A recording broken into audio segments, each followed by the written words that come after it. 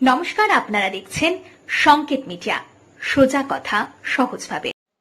চাকরি দেওয়ার নাম করে লক্ষ লক্ষ টাকা হাতানোর অভিযোগ আইসিডিএস সেন্টারে।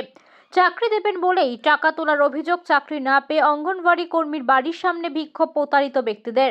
অঙ্গনওয়াড়ি কেন্দ্রে চাকরি পাইয়ে দেওয়ার নাম করে লক্ষ লক্ষ টাকা প্রতারিত হয়েছে জেনে প্রতারকদের বাড়ির সামনে বিক্ষোভ দেখালেন প্রতারিত ব্যক্তিরা। এমনই ঘটনা ঘটল উত্তর চব্বিশ পরগনার বসিরহাট মহকুমার হাসনাবাদ ব্লকের বিশপুর গ্রাম পঞ্চায়েতের অন্তর্গত ঘোলাপাড়া এলাকায়।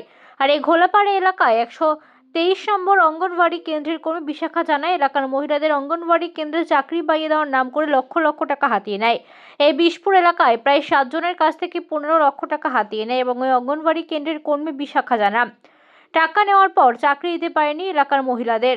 চাকরির জন্য দিনের পর দিন ঘোরানোর পর সমস্ত মহিলারা বুঝতে পেরেছে তারা প্রতারিত হয়েছে। সেই টাকা ফেরতের দাবিতে অঙ্গনওয়াড়ি কর্মীরা বিশাখা জানার বিরুদ্ধে উপযুক্ত আইনি ব্যবস্থা গ্রহণ করার দাবিতে বৃহস্পতিবার সকালে অঙ্গনওয়াড়ি কেন্দ্রের সামনেই বিক্ষোভ দেখান। আমাদের বাড়ি সাতক্ষীরা। সাতক্ষীরা কোথায়? নবাতি। এখানে কোথায় থাকতেন? কলকাতা।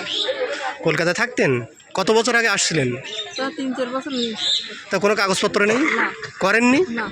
কেন? করিনি। তা এখন ফিরে যাচ্ছেন কেন? আর কোনো থাকতে পারতেনি বলে ফিরে যাচ্ছি। কি নাম আপনার? কি নাম আপনার? হালিমা।